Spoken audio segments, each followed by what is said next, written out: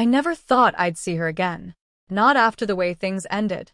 Yet there she was, 2 months past the divorce, standing at my doorstep in the same sweater I once gave her. Rain clung to her hair, her eyes hollow in a way I'd never witnessed. "Michael," she whispered, "I need to tell you the truth about everything."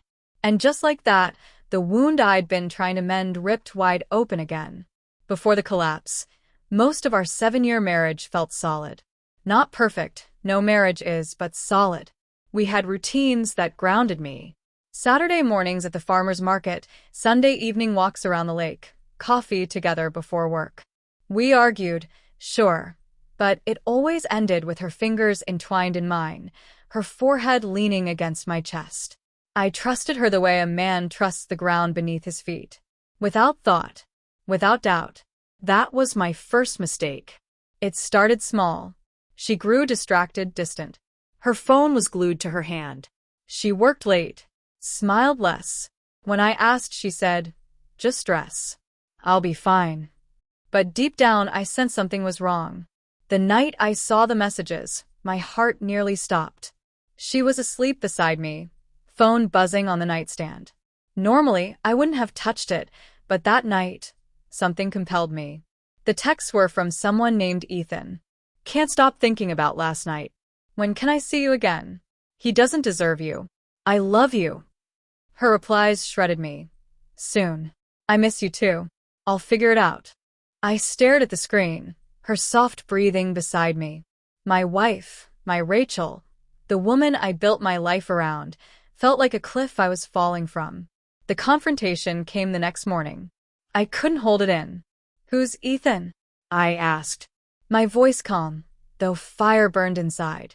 She froze, spoon clinking against her mug, eyes darting anywhere but mine. "He's just a friend from work." She lied too quickly. "Don't," I snapped.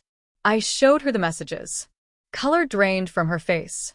Mouth opening, closing, finally whispering, "I'm sorry." Those words destroyed everything. The fight that followed blurred into shouts, tears, accusations, and silence. She confessed months of seeing him. She claimed confusion, loneliness, my supposed absence. I wanted to scream that I'd given everything, but the damage was done. 3 weeks later, I filed for divorce. The weeks after were a haze. Papers, lawyers, friends taking sides. The house we built together felt like a crime scene. Every corner haunted. The couch, where she once slept on my lap. The kitchen where she danced barefoot. The bed where she whispered forever gone.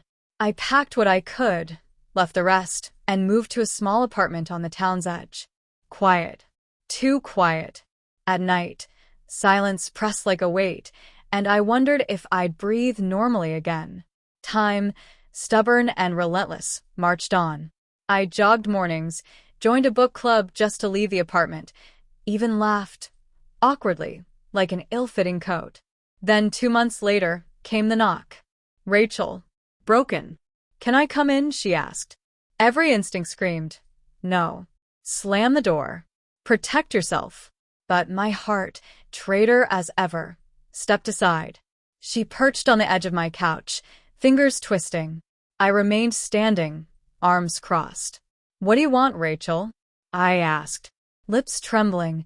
"I need to tell you the truth about Ethan." "About everything?" I almost laughed. "The truth? After all this time?" She winced but pressed on. Ethan wasn't just a coworker. He was her manager, pursuing her for months before she gave in. At first, it felt flattering. He said all the things she wanted to hear, that she was brilliant, beautiful, unseen. She felt finally noticed. And I was foolish enough to believe him. Then her voice faltered. "He wasn't what I thought. He controlled me, made empty promises, pressured me to leave you faster, threatened to expose me at work. I thought it was love, but it was manipulation.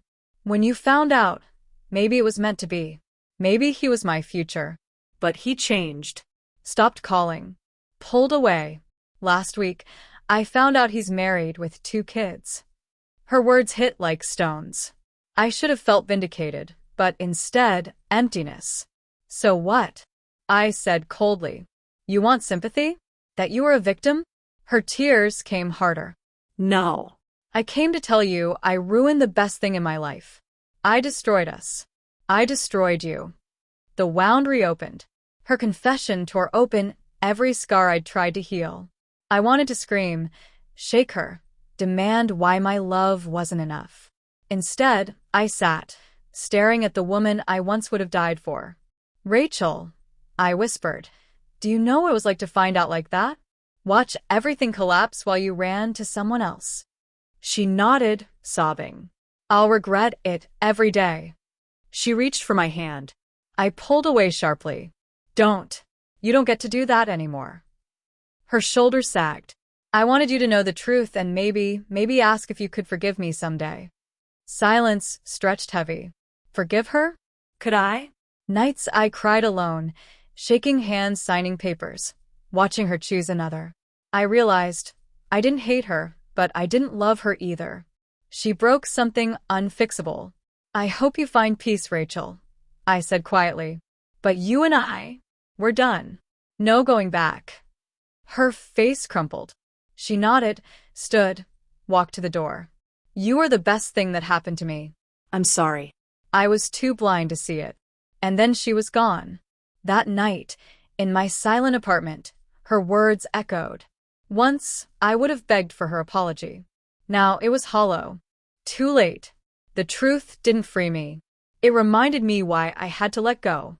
Looking out at rain streaking my window, I realized the life we had was over. The man I was with her was gone.